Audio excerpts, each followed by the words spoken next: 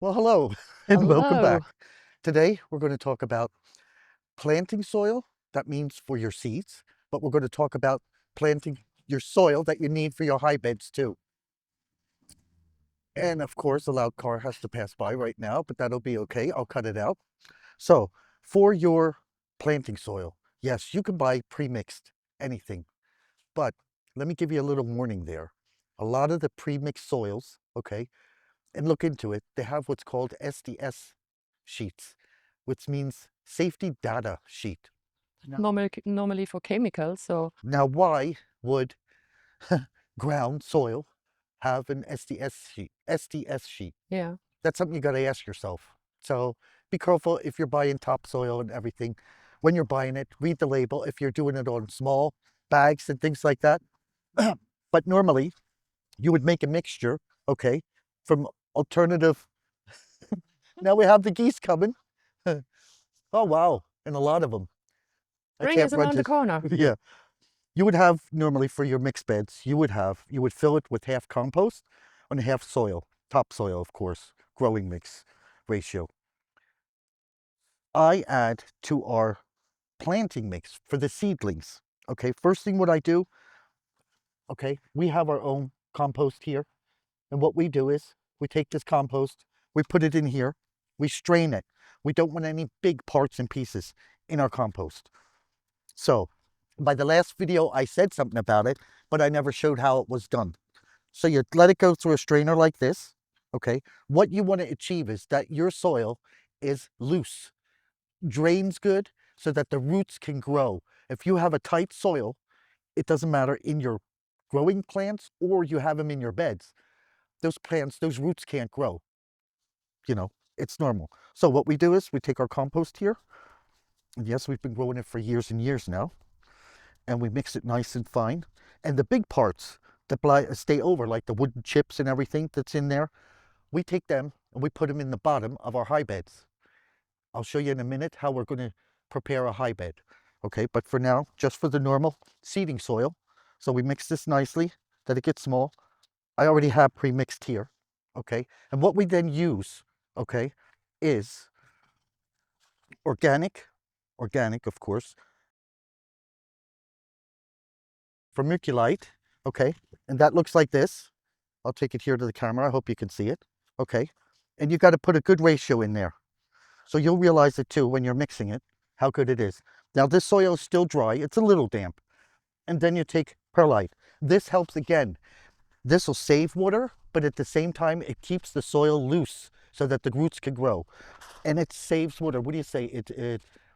It holds water. So that's a good thing too. And you'll see when you make it, okay, how much you need in there. You can see it. It's almost like a 1 to 3. So when you're doing this, okay, and at the end, just moist.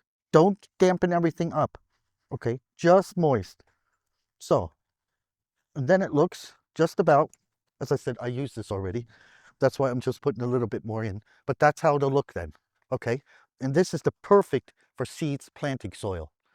It's a nutrition now for the seeds. I mean, the Yes, seeds don't need it, but as soon they are rooting, growing or sprouting, they need nutrition as well. And that's why we put all this. And there's a little bit more you want to put in it. And that this stinks. This, you got to be very careful with it. So at the beginning, normally you do not need, okay, worm casting. I put worm casting in our big beds, okay? The seed comes, it'll fertilize itself in what you have in here already in your normal mulch and everything. That's a great start. I wouldn't overdo it with the worm casting. The worm casting, that's when you make your big high beds, okay? So as I said, this is the normal, what we use for planting seeds. This is what our soil looks like, okay? And it's moss and coconut something. I don't know what it's called. But yes, you can see here too. It's nice and loose, okay? But again, with a big bed, you need it to drain very well. So of course, what you have to do, okay, you put your vermiculite in there, okay? And depending on how big the bags, I can't tell you now, oh, you only have to put a cup in there or so. No, no. Depending on how big you're planting and everything. And put this in there, okay? And then very carefully mix it up like this. I hope somebody, nope, see my back here? I'll cut that out. Mix it nicely up. Now, yes, the bigger wood pieces and everything can stay in this because your roots are already there. They're already grown. They won't be held back by these smaller pieces. So this is when you sieve it for the seeds, Yes. for the seedlings, and this is for the beds, right? When they Yes. are already grown. When your seedlings come out to be put in the bed, then you got to prep your bed this way. So then you don't have to sieve it. No. Just for the no. seeds. Okay. So, and then, of course, you put in The stinky stuff. the stinky stuff. This is a fertilizer. Okay, it's worm casting. Okay, and this is long lasting. Then you would put this, I'm not going to do it right now because we're not prepping a bed, but I can show you other beds like from last year. I'll just show you one bed so you can see the soil. I may go out of the picture in a minute, but okay. So this is our soil from last year, and I'll come a little closer for you here so you can see. This is our top bed soils. Okay, yes, and it has wood pieces and everything in it, but oh, it smells good. It doesn't stink at all, even with the worm casting. But it's very, very, very good, nutritious for your new plants this year too. We start with cardboard at the bottom. Okay, with cardboard, not printed cardboard. Do not use printed cardboard. And all the stickers from Do where not you use get it, newspapers. take it off. You know us, we grow organically. So we don't want prints from newspapers or magazines in there or anything. Normal stinky cardboard, yes, no print on it. Even here, I maybe have a picture. Cardboard paper, yes. This is not stained paper and it's not bleached. So then what we do is we take a layer, and we have it everywhere. We take a layer of what we cut down on trees and everything every year. Okay, we have an extra pile, and we take them and lay them at the bottom. Do not fill up your high beds from the bottom to the top with soil. No, you're giving them at the bottom too. You're giving them water space. Okay, have an opening in there. The best high beds, not on the ground, but like 2 to 3 inches up. You should have an opening where you can drain water in case you get a really, really wet summer. Okay, then it's good you drain it. Otherwise, your plants will drown. Okay, so, and you can put that cap back on again then later, and it'll preserve it down there. So there will always be a layer of water that the plants can pull from. Right, you got some old wood, okay, that's really going down. Well, guess what? Put that on top, okay? More, far more. Right, nothing, the wood you're using, best from trees and everything, but nothing treated.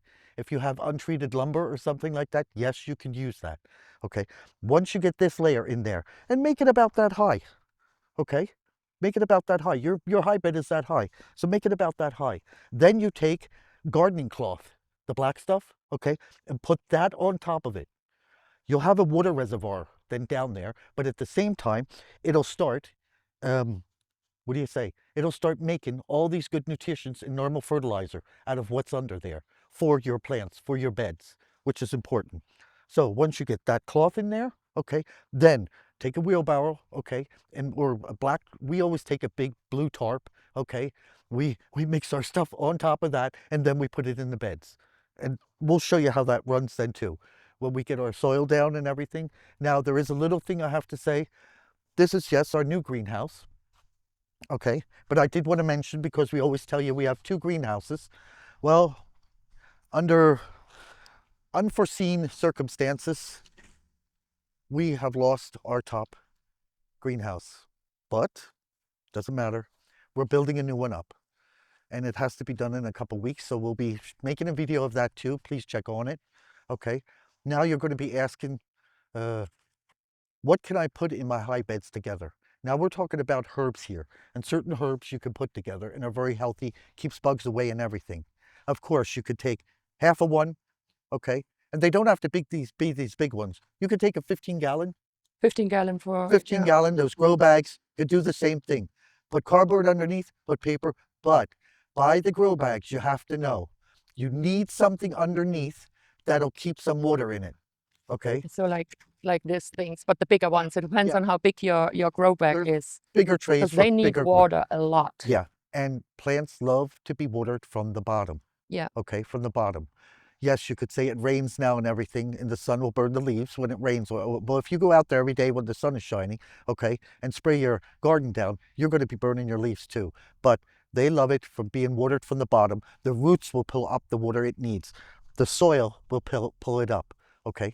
What we do with the big ones here, of course we can. You can put a funnel in there where you can put the water into it. Or what we do, we come out before the sun shines in the morning, okay, and we spray under the plants, between the plants and everything. So we'll be growing lettuce here. We'll be growing everything. You know what we grow already, but we'll be showing it step by step how we're growing it. So you can do it at home too. Right now, May, you can see this, we have just 5 from our growing bins or growing beds, high-rise bed. We have 5 here. So we have another 4 up the hill in our backyard. So we will have finally 9 of the growing beds for all the herbs, for lettuce. And by lettuce, we want to say you can grow them better in the 15-gallon bags. Yep. We just learned the saying cut and growing. So if you are growing lettuce or salad, what we would say from Europe, you can use the mixed salad seeds and put them in a 15-gallon, or even, it depends on how big your family is, put the seeds in and let them grow. So then you have a bunch of different lettuce in one bag. But cut and grow means you don't need to get the whole head if you just want to make a salad for 2 like us. So we are growing them in the 15-gallon or less bags, growing bags. And if the salad or the lettuce is growing like this, we just go ahead and cut the leaves. This is what we are eating. The reason why?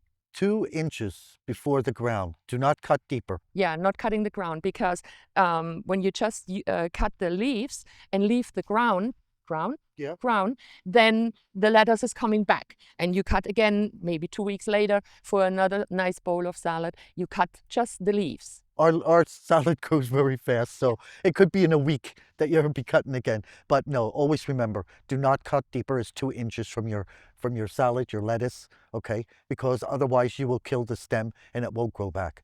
In the middle, there's this middle piece and it's yellowish, okay? Don't cut, leave 2 inches there. Don't cut deeper than that. And that's a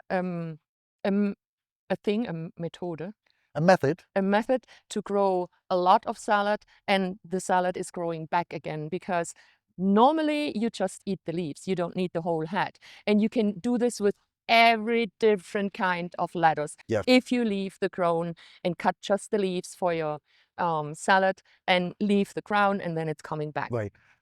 As I said again, just remember, you got to leave 2 inches on the crown. Yeah. If you cut that deeper, it will die on you. It will not come back. But leave 2 inches on the crown and it will come back to you. And then, a couple videos from now, our lettuce is growing, our onions are growing, so many other herbs are growing, and we will be showing you how we plant them and where and how to plant them, what fits good together in what, to keep them separate, but to protect them too from bugs and from this and that. For example, tomatoes and cucumbers, they don't like each other. No. So you cannot put them in one bed together. What we are doing, we have to build it up, is an arch.